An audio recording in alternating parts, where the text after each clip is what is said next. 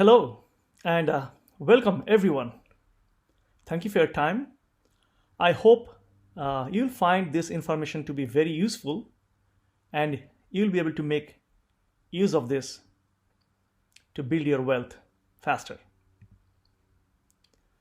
Here we are going to talk about how you can build wealth passively through real estate investment as a limited partner. That's a term we'll explain a little later, specifically in multifamily real estate, which are known as apartment complexes. So let's get started. Let your hard-earned money work harder for you. My name is Bani. I'm the managing principal at Mighty Capital, where we help investors build great wealth. A word of wisdom: a lack of knowledge creates fear, and seeking knowledge creates courage. And that's my goal today, to help spread the education amongst all of you so you are more empowered to make better decisions about your wealth. Some disclaimer: the information I'm presenting here is solely for the use of providing information, education, and training. And I'm not a certified financial advisor, neither I am a tax advisor, nor I'm an attorney, nor I'm a CPA. Please consult your attorneys or CPAs or advisors before you make any investment decisions. So I have been talking to my friends about this recent experience I just have had. I invested passively, and since then I felt that I must be sharing this with my friends, that hey, there is something like this and it might be helpful for some of them, maybe all of them. I just wish I knew this 20 years back. So now I'm being a good Samaritan. I'm spreading the word so you can make use of this information, educate yourself, learn more, and build wealth much faster towards your financial freedom. Of course, I have my big dreams. I'm getting interested and feeling confident about moving on to the active side of this, the active management side of such deals. But I think the bigger impact I'm going to create is by helping the friends and people I know in my circle to build wealth and achieve financial freedom. So this is why I invested passively. This is a single slide to summarize my whole experience. So after my initial education and networking, it's essentially like, you stay passive. Usually the projects I have looked at, they are 5 to 7 years. And the risk aspect of such projects, they're mitigated at several levels. At least that's how I understood. For example, careful sub-market selection and due diligence by the deal sponsor. These are the people who manage the deal so that most of us can stay passive. You can look up this website and find out more about how to understand about a sub-market. The commercial lenders, they have a high standard of underwriting. They will make sure that this is a good deal because it is not just your money. It's a lot bigger money from them which is going into the deal, about 2/3 of the whole deal. Large number of tenants. Typically these projects are like anywhere from 100 plus, 150, 200, 300, 360, those kind of volume. So the vacancy risk on the net operating income or NOI is much lower. And typically in this kind of deals, maybe you'll be pitching in along with 300 plus other accredited investors who themselves are educated and evaluating the pros and cons, the risks and returns, and then deciding to put in the money. So only when all these 300 people have done their risk assessment, the project gets started. So a big amount of risk gets mitigated there. I felt good about it. And of course, as you look into the track record and the past performance of these general partners or these deal sponsors, and you find out from their past investors, you establish a relationship with them, you talk to them, you'll feel pretty comfortable like how their past performance have been. Usually, you're looking at a very high return of investment.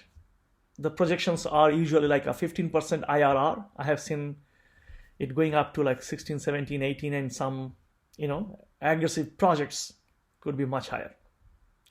IRR stands for internal rate of return, which translates to something like 20% average annual return, or AAR, which in plain and simple terms means 2 times the money you put in 5 years. They're all synonymous. So for example, if I have put in a $400,000 into a project passively, I'm looking at making $800,000 to $1 million in 5 to 7 years. Which again, when it matures, the project is complete, I will take help of things like 1031 exchange. That's a tax policy in case you do not know, and invest somewhere. And all along, I'll be enjoying cash flow. So again, in our example, a 400,000 investment typically will generate about 40,000 per year. And of course, when I pull out this money, put in the next project, that time I'm looking at 80,000 to 100,000 per year cash flow. That's a pretty good deal towards your financial independence and dumping your probably 9-to-5 job.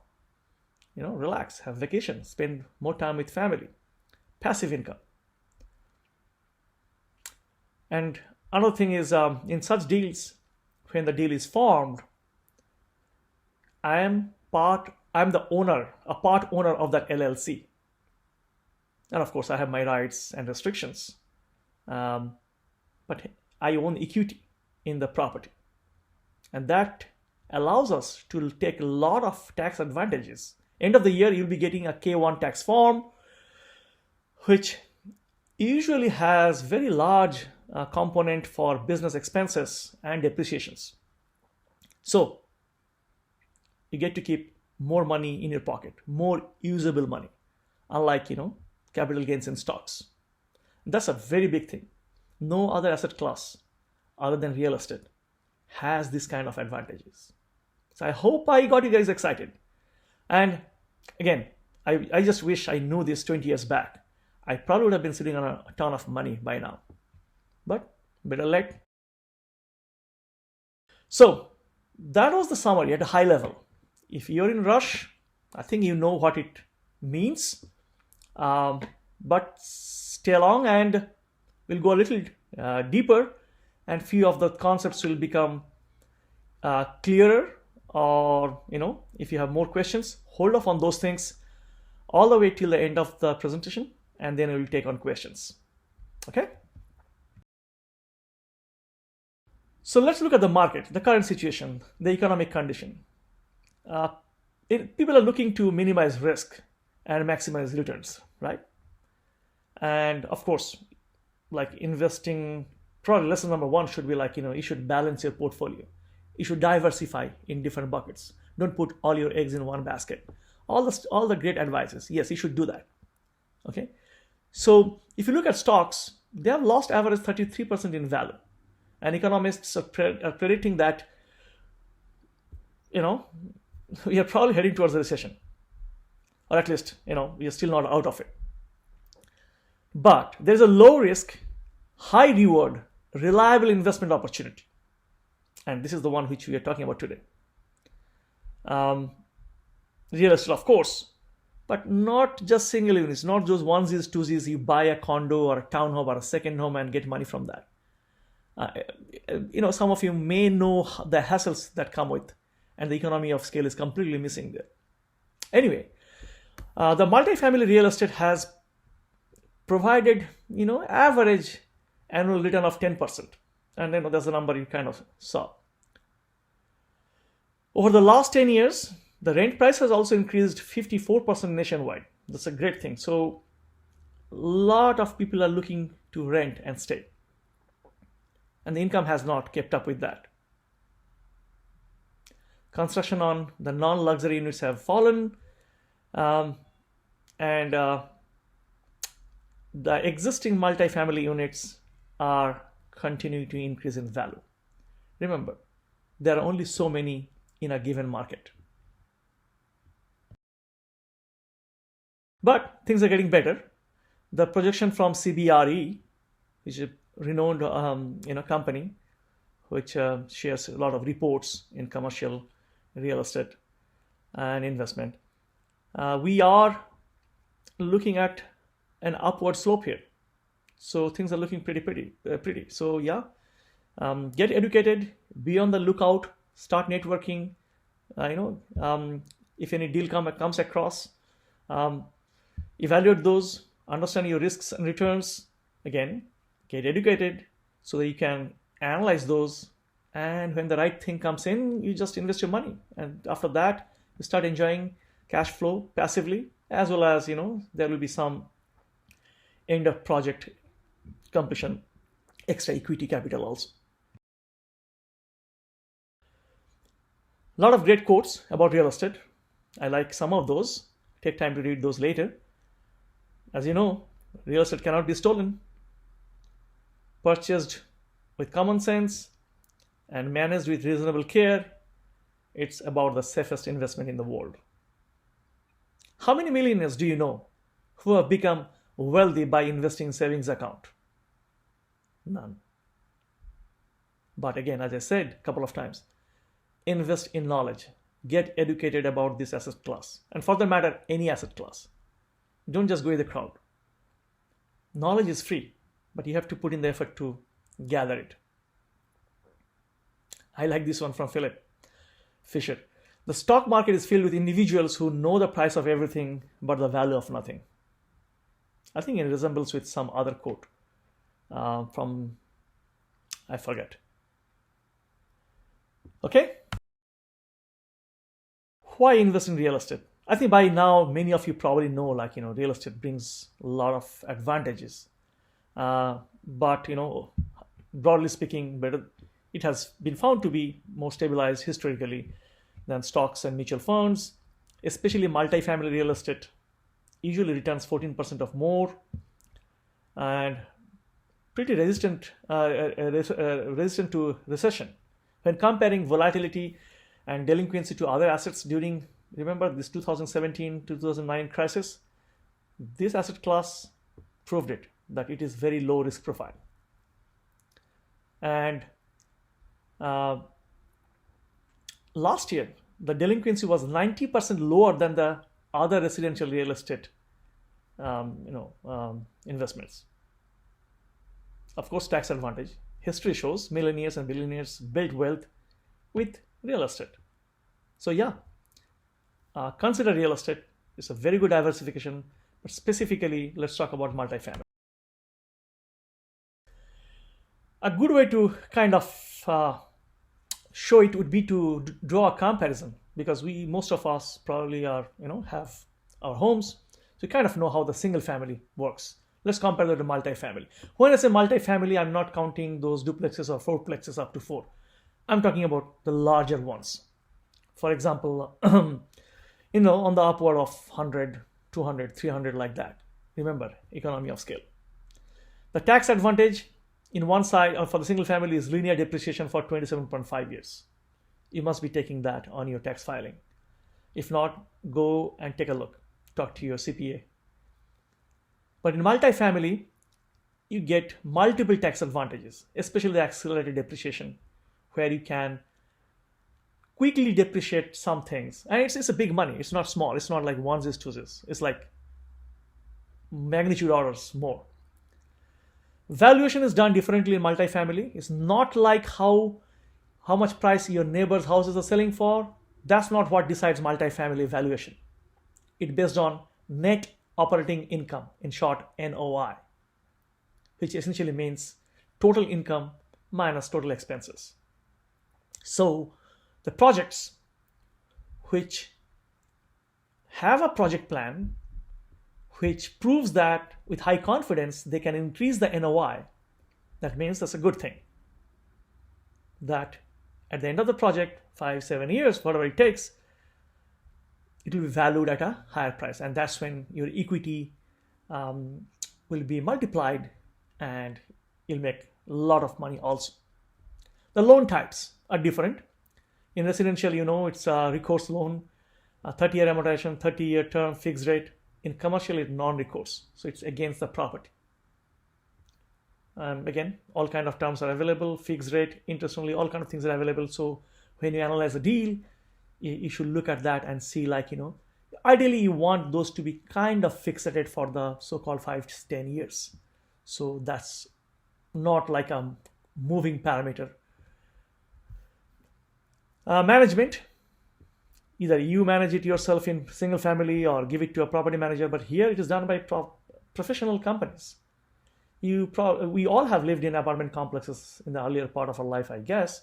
So right? How sophisticated those are, and we have also seen the challenges and the value they add. Things are streamlined. There are people taking care of things for small problems. There are a lot of different services provided by them. So that's a good thing. In multifamily, we engage professional property management. Involvement, if you're passive in multifamily, nada, nothing. But if 300 people are passive, there must be somebody who's active. And those are the general partners. Those are the deal sponsors or the operators. And they're active. It's like their project. And funding, of course, you know how to bring your cash. But other than that, there are options available. Like, for example, you could tap into your other savings, like IRA. I have a slide later to talk about those. Okay? Again, to summarize, why multifamily? Return on investment, risk resilience, leverage. For example, you are putting $10 million, and with that, bank gives the rest, and you are purchasing $40 million property. And when you depreciate that $40 million property, you get a lot of tax advantage. Market demand, population growth, declining home ownership. So if the sub-market is chosen well, you're all set for success. Real estate appreciates. Number 6, appreciation and amortization. Real estate appreciates in value, and of course, during the lifetime of the project, we paid on the mortgage, and equity is created, just like it happens in your single family. And with more equity, investors are expecting more return. So I think you can read some more things. I'm going to skip those for the interest of time.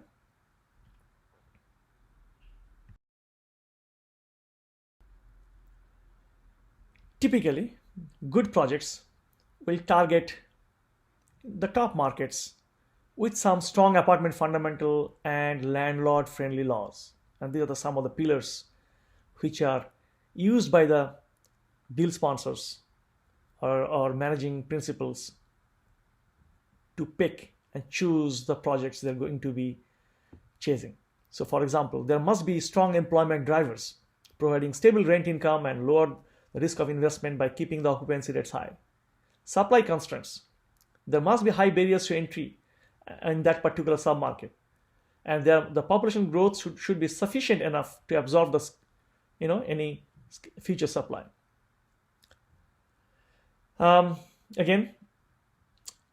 Typically, good projects will try to avoid markets which are nearing a potential bust, which are currently experiencing low cap rates. Landlord-friendly state laws. It's just so helpful to manage properties. Rental trends, growing rents serve as an important indicator that the health and the stable economy is with lower associated risk of investment. And of course, we can look at industry data about occupancy trends. That signals that the growing population that is outpacing the current supply of new apartments. So, long story short, multifamily is here to stay for many years. Dr. Glenn Mueller, very well regarded in real estate related analysis and predictions. You can look at your city here. For example, I see San Diego on the later part of the expansion and moving into hypersupply. So I'll probably stay away from finding a property there. There are markets which have gone into recession. Again, not all markets are shown here. They'll then move to phase one recovery, then they'll go to expansion. And we also try to avoid, doing projects in the hypersupply kind of markets. And again, every market has sub-markets, so it matters which sub-market you're talking about. And for that, we do a lot of analysis of data. So yeah, good news for some markets like, I see Orange County there. Kansas City, Detroit. Cool. Again, an image I borrowed from internet. You can see the landlord-friendly states. Having said that, every market is different. So, for example, you could find a good balance of landlord-friendly laws and property tax and income tax and all these things, maybe somewhere like Phoenix in Arizona, even though it's somewhat blue. Red means landlord-friendly. Few terms, and you will be seeing these things when you analyze a deal. So cap rate, that's a very commonly used important term in multifamily. It determines an expected rate of return. It's calculated as NOI divided by either the purchase price when you're purchasing or the value. Net operating income, we talked about it, incomes minus expenses. DSCR stands for debt service coverage ratio. Basically, it tells the ability to pay debts. Banks look at that before when they approve a project. This act of forming a partnership like an LLC, which pairs the passive investors and the capital, the money, with the sponsor, this whole thing is called syndication. And when a project is pitched or brought about or shared with the interested potential investors, is typically shown in something called a PPM. It's a private placement memorandum.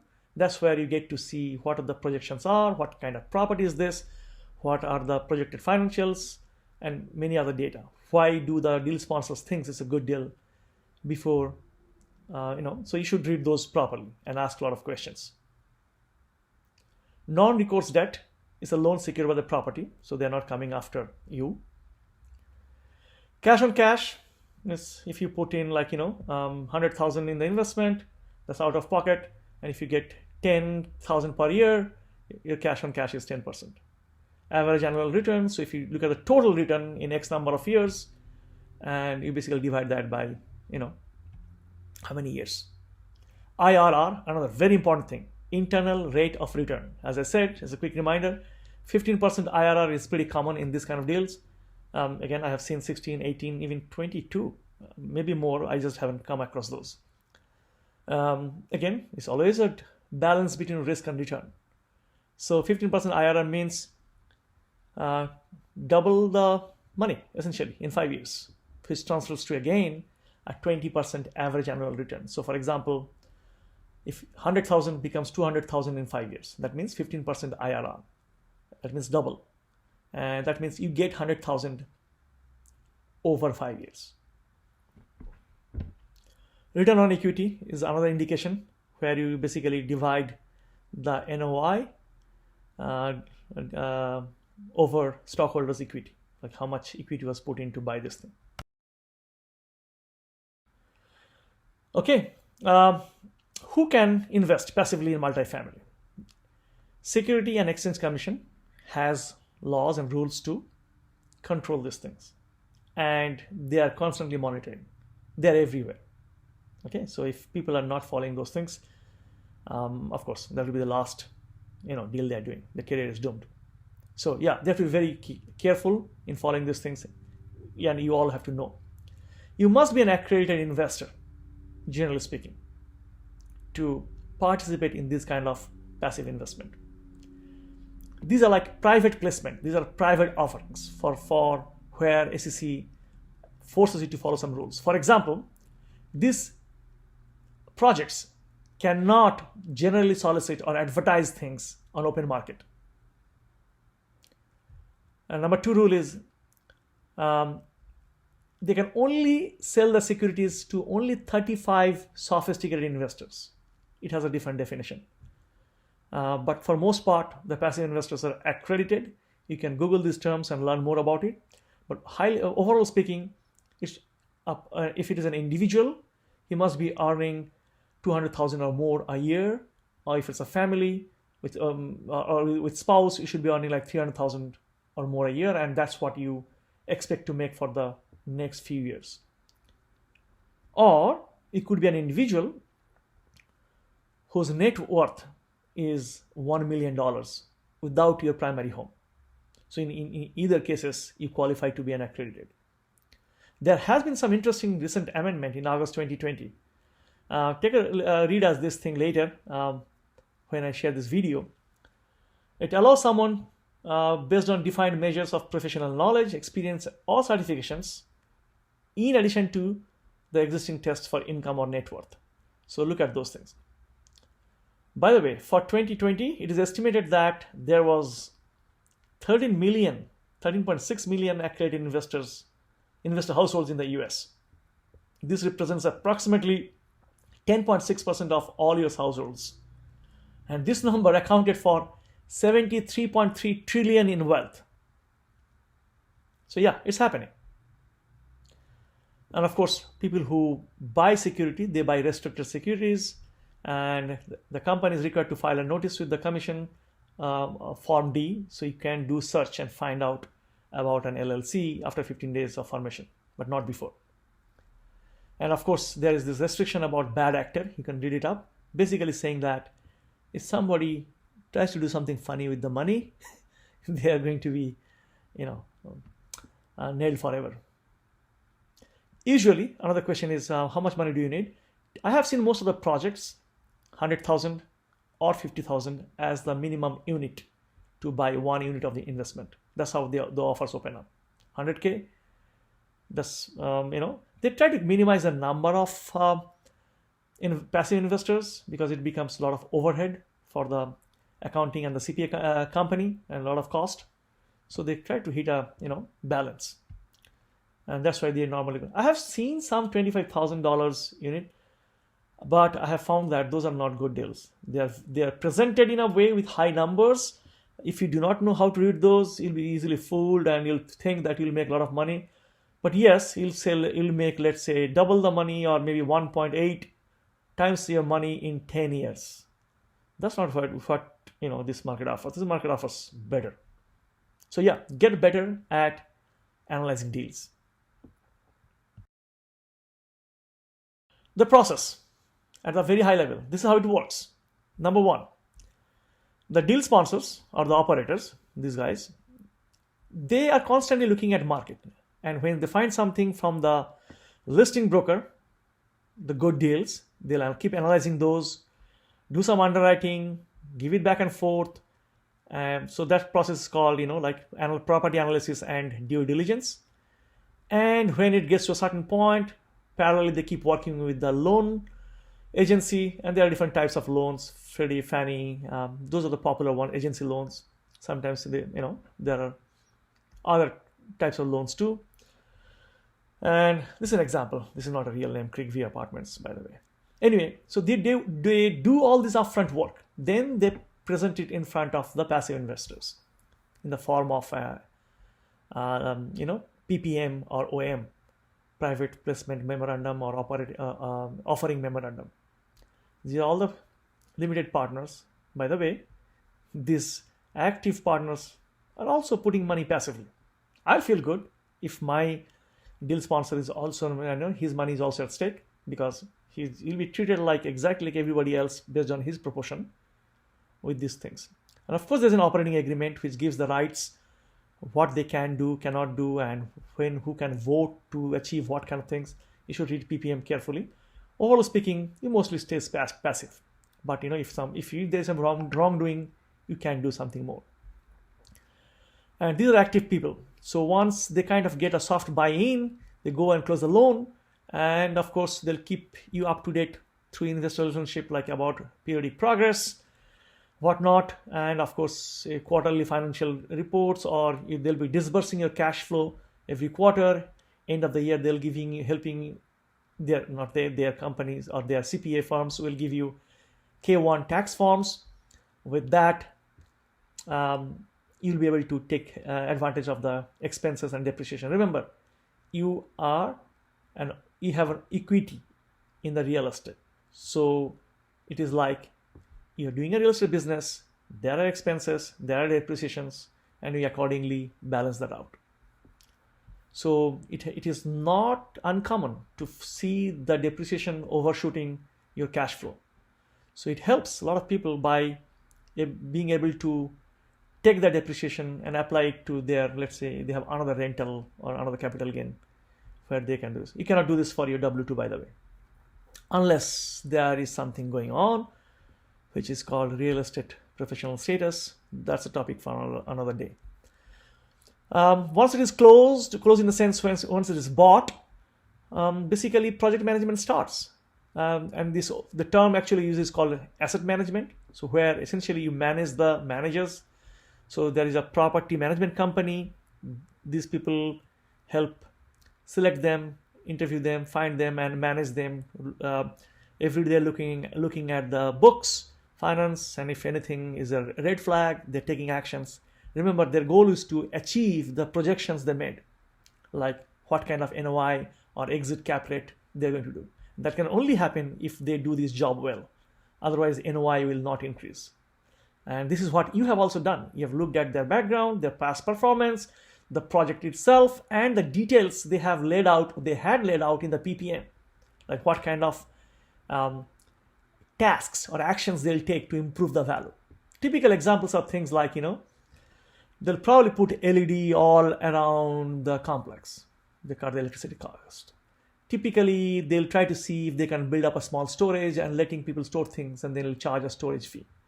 Typically, they'll see if you have, those old appliances, they'll start putting in, stainless steel appliances and raise the rent. So that's the asset management, and that's like a project plan you will be seeing before you sign in.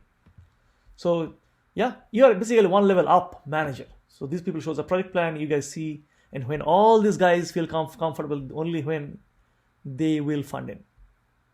And of course, when the time comes after 5 years or whatever is written in the PPM, they actually get active before that. For example, in some cases, it may so happen the market is suddenly swinging up. And if the projection was like making 2x over 5 years, and for some reason it's happening at the end of third year, these people are going to come back to you and say, hey, this is happening, and we are meeting our target. We suggest we sell it off and disburse the equity. And I think in most cases, this is a good deal, because you can take that, do a 1031 exchange, put a bigger money in your next investment somewhere. You have been networking probably meanwhile and finding great deals. As things are going to mature and you need to keep that. And that's exactly how people build wealth in real estate. You try to let the money grow and live off the cash flow, which is again tax advantaged. So that's the process at a high level. Hold on to your questions. As I said, let me finish some of the slides and then we'll take questions.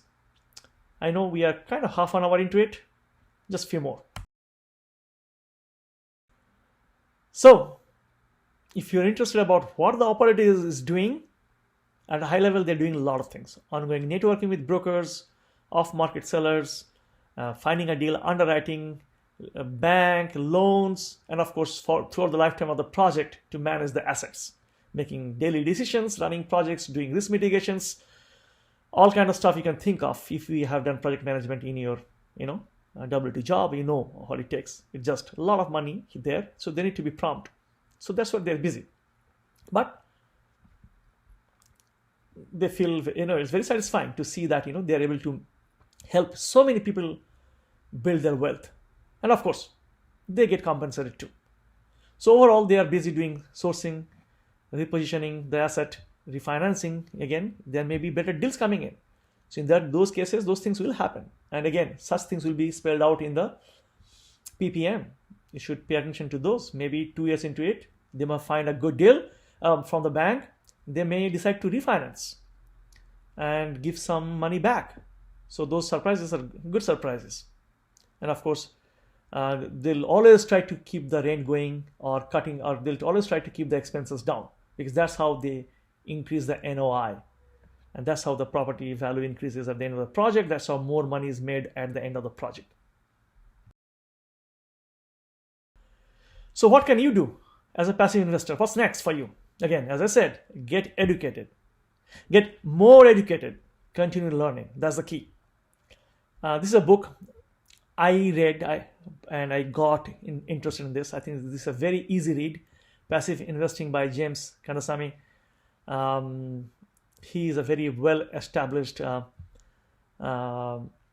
sponsor. Most of his projects are in Austin, Texas, San Antonio, those areas. He's currently my mentor. I'm learning a lot of stuff from him. And learn as many asset classes so you can diversify. This is not the be-all end-all thing. But if you get educated on this thing, you'll realize how much can be achieved here. And then you decide. Like I decided, I'm excited to do this thing more actively. So I'm moving on to the active side of it. By the way, I'll continue to invest passively, because all the wealth I make, I'm not going to spend all this money in one shot, right? So I need places to keep investing them and keep growing them, just like passive investment. So I'll be equally networking with many project deal sponsors so that I can continue to invest my money. Again, I'm there to help. I am on a mission to educate people, to help people learn this thing. And down the line, I plan to educate myself on many other asset classes. So I have this Facebook channel, Learn Passive Investing. Please come subscribe. You can join in many meetups, Facebook groups, podcasts, YouTube. There are many resources. Search for things like multifamily investing. And keep networking with deal sponsors. You'll find them. Once you hang into some of these Facebook groups or meetups, you'll see who is a deal sponsor. You'll figure out. And of course, sign up on these websites. The first one is a mightycapital.biz. I'm a managing principal there. Achieve Investment Group is by James Kanasami. CRIpartners.com is another partner of me. So yeah, sign up. And there are many more. You can just go and search for multifamily investing, and you can get started from there. But keep learning. And I think I'll be offering more webinars on different subtopics. I'll be repeating these sessions. So in case you think this will be helpful for someone you care about to help build their wealth, please do tell them. Please have him or her join, and we can repeat this session. And I'll be glad that if I can make positive change to people's life. How do you analyze deals? That's a big deal. Again, goes back to education. Read books, blogs, form small clubs or small friend groups. Discuss about deals. Let the deal keep coming and analyze those, practice those. Understand key financial terms like IRR, AAR, NOI. I explained some of those. And if you stay plugged into the Facebook group, I'll be picking up things and explaining things. Participate, ask questions, help the community grow, and be savvy about this thing. And review a lot of PPMs and OMs offering memorandums. And remember, if you're part of some network, you cannot be disclosing those because you'll be under NDA till the project is filed, through a Form D in the SEC. You are bound by those things because that's a deal in progress. And remember, public advertisement is prohibited when the deal is in progress. If you want to know more, go to SEC Security and Exchange Commission, search for 506B. You'll find out more about it. Why so? And of course, know the deal sponsors, know them personally, understand them. It's your money. And of course, talk to their past investors, reach out to them, ask questions, build up relationships. I know of something, I can share that. This is a checklist which you can read later and get educated, and what to ask to the deal sponsors. These are things I learned and I from many other experts. So go through those things when you have time, and please do those things. You see on the top of this thing, I put something like, do you have trust for the sponsorship team? Do not invest in someone you just met. How professional they are. Track their record. Have they done something like this, or has the group of partners done something like this? How confident are they doing this kind of deal? So look at those things. How do they treat people? How do they, so those things, because, that shows how they will be after the deal is the project is purchased. And of course, when you review the PPM and OM, make sure you look at those clauses. Contingency plan. What if one of the sponsors get hit by a bus? So think about everything. This checklist will come handy. It's your money. You worked hard. So make sure you spend researching before you invest. Just imagine or remember, how much time did you spend when you bought your last car? This is way more than that. So do not expect a shortcut. And with time, you'll become more savvy. And I'm going to be there on your journey to offer you more help, get you educated. If I don't know, I'll ask in more bigger circles and find the answers. One other thing, in real estate, mostly, your money is not liquid and is tied up for many years. Having said that, you're still getting a good cash flow component every year, or actually every quarter. So yeah, semi-liquid, I say. A common question, I don't have money. Yes, I was in a similar situation before I invested passively a few months back. Hey, if you have old-fashioned cash, great. Savings account, you know what you're making in savings account. Upcoming bonus plan, if you start educating yourself today, you probably should wait for 3-4 months, unless something really good comes up and you vet it out, but it takes some time to get educated. Diversify from your low return, high risk funds. See if your primary home has has equity. Take some HELOC. There's a new thing called home equity co-invest. Look up that term, where it's essentially almost like a HELOC, but lot less paperwork. There are third-party companies who will give you money, a certain percentage of equity now. In return, they'll take back some equity after X number of years, typically 10. IRAs. I had no idea, and I'm sure some of you may or may not have. Self-directed IRA is a term. One could make use of that. It only took me a few weeks to figure out the tax implications because of unrelated business income tax, or UDFIs. You can read up IRS 598. There's some penalty you pay for taking money like that. Actually, what is a better path is QPR, or solo 401k. Look up this term. I'm not a tax advisor, and there are a lot of things available in the market, in the internet, to get yourself educated. And if somebody is from Texas, there are some special things you can do with 401k, and there are many more things, and we can probably talk about these things in our Facebook group. So if you have ideas, please share. Okay, and remember, you building wealth does not have to come at a cost of other person not building wealth. We all can build wealth together.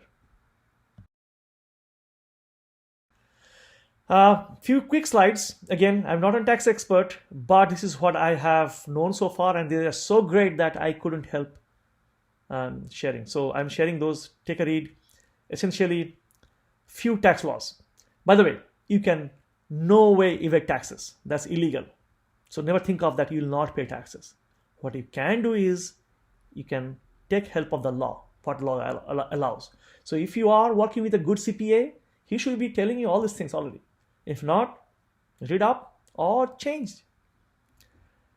So one of the biggest and best real estate tax shelters for rental property owners is depreciation, because properties, not the land, the improvements, it depreciates over time. So for example, a multifamily property, $500,000, these are fake numbers, would have a depreciation expense of $18,182 per year, because you divided that with 27.5. So if the property is generating an income of $80,000 per year, your tax obligations would be something like this. Tax owed without depreciation would be, this is assuming that you are the only person investing here. So tax depreciation would be, or taxes owed will be like 25%, assuming that's your federal tax bracket, $20,000. And with depreciation, you'll be paying $15,455. Just straight $5,000, advantage. The property owner is saving $4,500, without including any other deductions. Remember, we have more.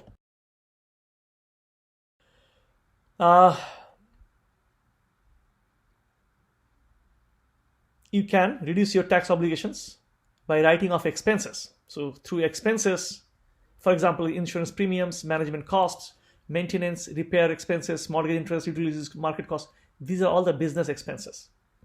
So this also proportionally will get reflected on your K1, because you are doing real estate business. In a small part.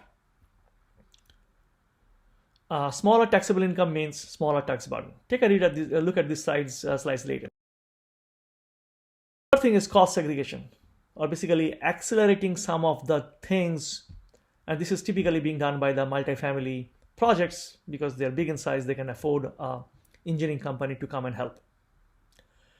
IRS allows certain things to be expensed like this. For example, you can write off like cabinetry, fixtures, appliances over 5 years or 7 years. And here's an example, same thing, 500,000, property fitted with appliances, fixtures, cabinetry worth 100,000. Now, if you look at the calculation, total depreciation expense, remember what you had last time? Now, total depreciation expense is 28,000. Okay, and Tax Cut and Job Act, which was, which came out in 2017, that adds a lot of other good things. 1031 exchange benefits, you make money, and then what do you do with that? In order to avoid capital gains, you invest that in another better project at the end of this project. So in the passive income benefits, there are few others like this. So for example, if one of the spouse, or if some of you are not working, you could try to get a real estate professional status. There are some rules, and you could save a lot of money, even your other spouse's W-2 job. Again, I'm not a tax advisor, but there are possibilities. One common thing people ask, hey, we have this REITs, Real Estate Investment Trust. So how does it differ? Here are some main differences. In REITs, you just do a blind funding. Your money is going and working on some project somewhere. Here, in this one, in multi-property syndication, multifamily syndication, it's on a specific property. You know which one it is, because you'll be given that information upfront. Ownership, like in stocks, in REITs, but here you are a limited partner directly owning the property. In REITs, anyone can invest quick, $5, $5,000 here. But in syndications, it's a private offering, means no general advertisement. You must be knowing the deal sponsor and vice versa, and only accredited, and it takes some time. Here in syndications, you have high investment minimums, as I said, $50,000 or $100,000. In REITs, you can withdraw money, and here you cannot easily. For the REITs, you just get dividends. So again, no tax advantage. But here, massive tax advantage. Keep more money in pocket. We talked about that. In the last 40 years, total returns on exchange traded US equity REITs have been averaging 12.87% per year. And here in multifamily, when factoring in both cash flow and profits from the sale of the asset, these investments typically offer 20% plus AAR, annual average return, which essentially transfers to double in 5 years. Plus, how much of that money you're getting to keep in the pocket. Tax advantage, depreciation. Some of you asked this question. Hotels. Hotels is not real estate. It's actually a business. So buying hotels is a business. Hotel valuation is not like the cap rate and NOI calculation. It is on a revenue multiple basis. I'm not an expert on that yet, but if you are interested, you can look up. Hotel is also risky as it goes up and down with economic cycle. Hotel will take at this point another 2 to 3 years to recover. So if a project is coming your way, think about these things. Again, start in Google. Just put the terms and look for it. And in hotel business, there is no depreciation benefit. And again, that's a big incentive for me, at least for me. Now I have a bunch of case studies. I'm just going to quickly gloss through those.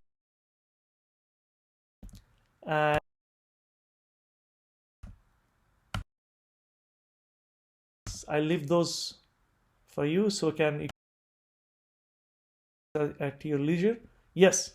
So a year from now, you may wish you had started today. Take action. Get educated. That's the first step. You can contact me. That's the website. So essentially, what we do is we raise money to buy assets. We acquire value-add real estates. We execute our property business plan. We distribute returns to our investors. We implement our exit strategy and distribute profits. Thank you, everyone. Thanks for your time. Let's open it up for Q&A.